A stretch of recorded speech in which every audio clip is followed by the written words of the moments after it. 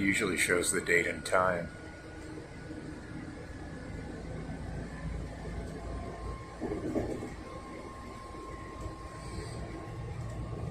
I guess we're close enough to the next stop that all it's showing is that information. 79th Avenue Park and Ride to 17. Meaning that you can transfer to the Route 17 there. Although I've never seen anybody get off this bus and transfer to the Route 17. So I'm on the I-10 West Rapid, going through the intersection of Loop 202 and I-10 on the west side. Almost to the exit. This bus runs in the carpool lane on the left, so it can use the left exit at 79th Avenue. I really wish it was possible for me to use that exit when I drove to work, but I had two issues with that. One, when I drive to work, it's still carpool restriction for that exit, so I would have to have a passenger with me. And then the other bigger issue, of course, is that the bridge is apparently never going to be completed southbound to connect to 79th Avenue going south of I-10. So there's the Living Spaces warehouse, which I think also doubles as a store. I could be wrong. I've never gone inside Living Spaces. So this bus that I'm on is a I forget what the heck these buses are called, but the one where it's like two sections with a hinge in the middle. Absolutely huge bus, huge capacity. Right now, there are 3 passengers on it in addition to myself. So, absolutely huge bus for a driver to transport 4 people. Which leads me to wonder, if this is normal passenger count for this route at this time, which I've been riding it enough lately to kind of tell that it is. Like, I think there were 4 passengers besides myself yesterday, so 1 less today. Yeah, if this is the normal passenger count for this run of this route, it kind of makes me wonder why the heck they don't just use a van or like a minivan. It seems like that would be a lot better use of the tax dollars that are used to operate this route.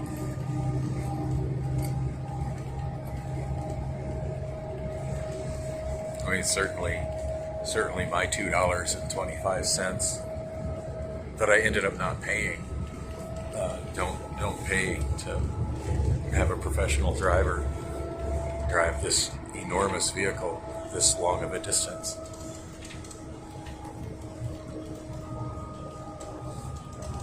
Next stop, 79th Avenue Park and Ride. Transfer to Route 17.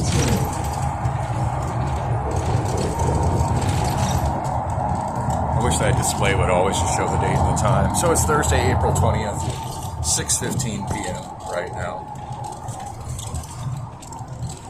45 minutes till I gotta be at work. And we're up on 79th Avenue. That's the part of the bridge that doesn't continue.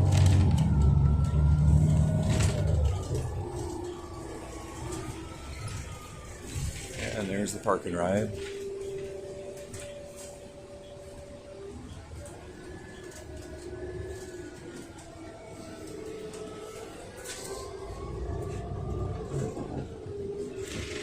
With lots of empty shaded parking. To be fair, this is the next to last bus out of here, and there were several buses that came out here earlier, so I really don't know how many people actually utilize the parking spaces in this park and ride. Since I leave, when I arrive, I'm either getting here on the last bus out of downtown, or on the next to last bus, this being the next to last bus, or and when I leave, I'm taking the usually the second bus that leaves from here and heads downtown. There is one bus that leaves a little bit earlier. The one I leave on is usually about, I think it leaves at like 5:58 a.m. And I think there's one that leaves just a little bit earlier that I can't. I've rode it before. I've had a couple of times where they've, back when I worked in inbound, where they'd VTO'd me just a little bit early, and I was able to get here in time to catch it. But I want to say it leaves at about 5:25 or something like that. And of course, with me getting off at 5:30, yeah, it's not possible. I can't make that. I mean, no complaints on the time that the other bus leaves. It usually seems to be just the right amount of time for me to get out of the building, sit down, chill out a little bit, and then walk over here. So, see a couple of people walking over the bridge ahead of me. Hard to tell if they're other Amazon workers or not. You know, maybe they're coming from the Route 17, or who knows, maybe they're just riffraff headed to the homeless encampment over there. It does look like they're walking with a purpose, so it's very possible they're also walking to work as well.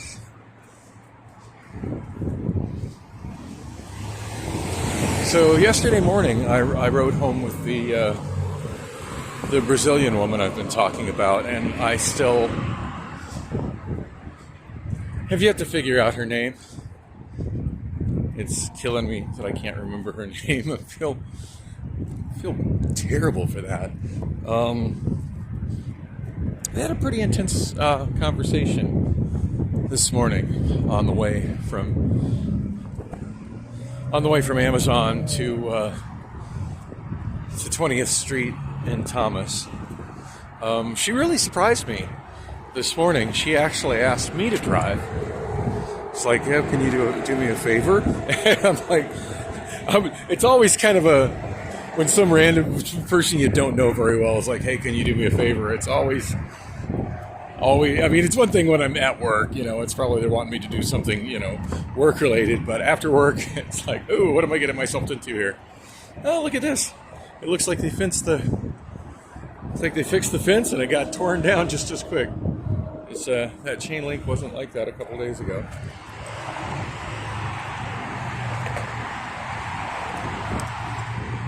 Never fails to amaze me how many shopping carts get drugged to places like this by homeless people. Oh, it looks like those people were headed to the tents.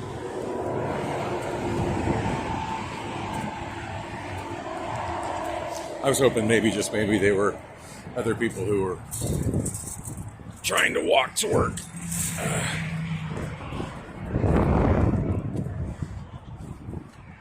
What the hell?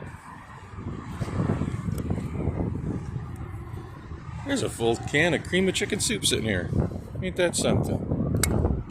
Wow.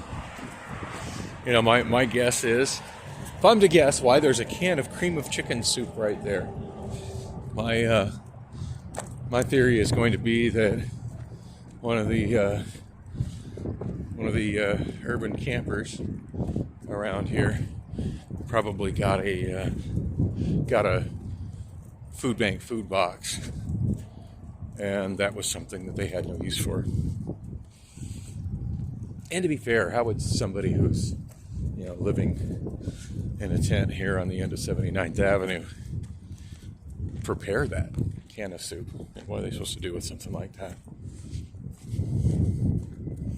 It just kind of bums me out how, and I've seen so many examples of it, how with food boxes like that, a lot of the food that's in it just gets disposed of in that way, just left in places like litter, because the person getting the food box isn't going to eat it, or isn't in a position where they can prepare it.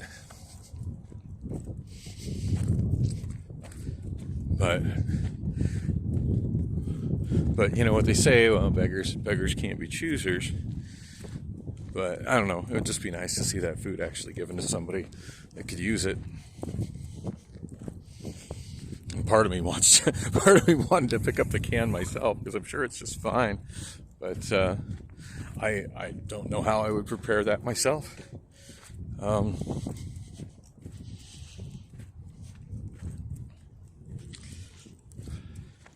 Sounds like a little bit more than I could handle preparing inside the break room at Amazon. And at this point in my life, I got more food preparation options at the break room at Amazon than I do at home. So anyway, my ride this morning kind of unexpected with the older woman. I say older woman, I mean she's only 3 years older than me, but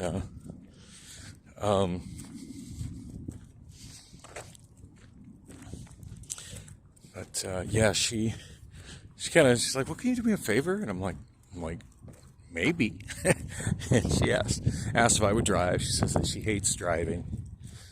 And that she had asked her sister if her sister would be willing to drive her in her vehicle. I mean, she has a very nice vehicle. God knows how she affords it working here. But I get the feeling like she's kind of got herself a bit of a nest egg and owns some property and is a lot better prepared for her later years than I am, because God knows I'm not prepared whatsoever. I don't know, at this point I'm just figuring I'm probably not gonna make it that late into my later years, but anyway, but yeah, she's got a really nice vehicle. It's I mean, I couldn't say what year, even model, but it's a fairly new-ish Buick SUV. Really nice. I felt kind of weird driving it. I'm not used to driving vehicles that are that new. Like, I had all the time trying to figure out how to even start the vehicle and turn it on.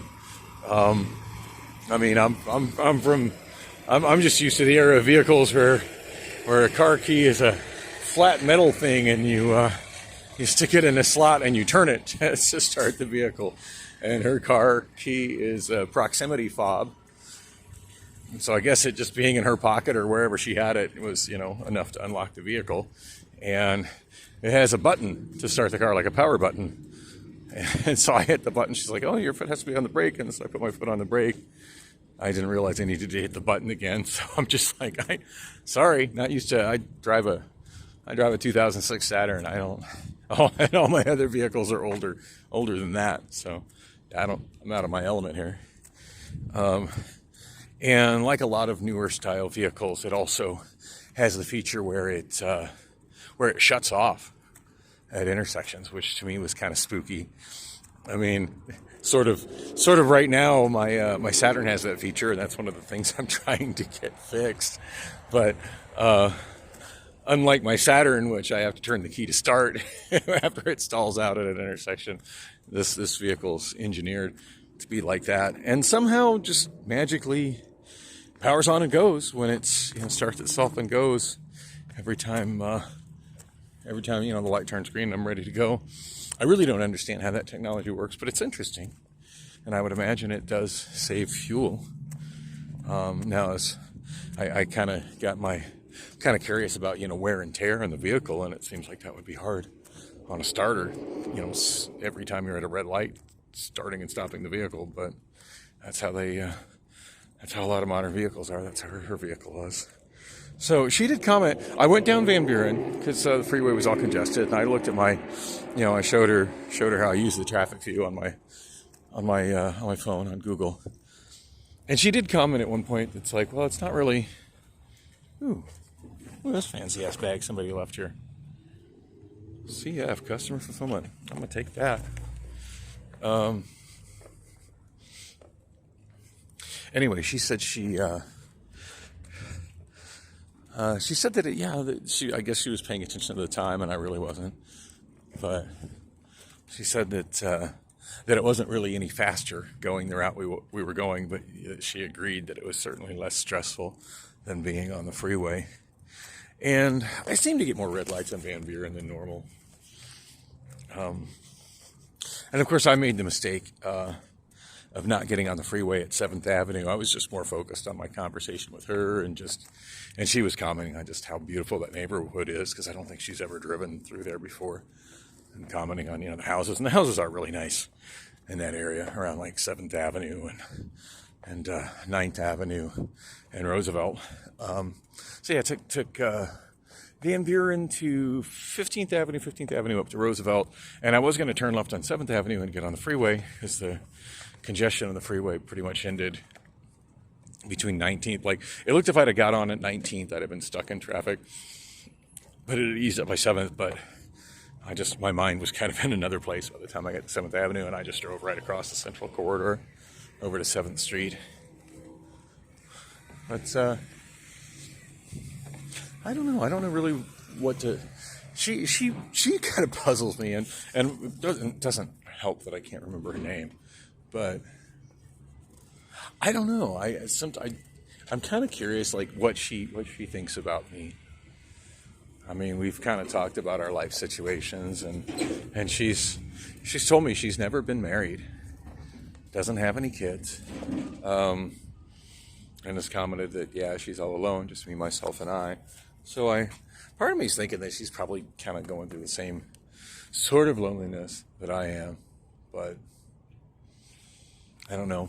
Doesn't really seem to be. I don't know. Can't put my finger on her. Don't know what to say about her. As opposed to this other woman who was pretty actively flirting with me while I was unloading totes yesterday. But that's a whole separate thing. And I wish I'd have caught her name. She's pretty cute. Anyway, I'm here. Gonna wrap this up. Thanks for coming with on the walk.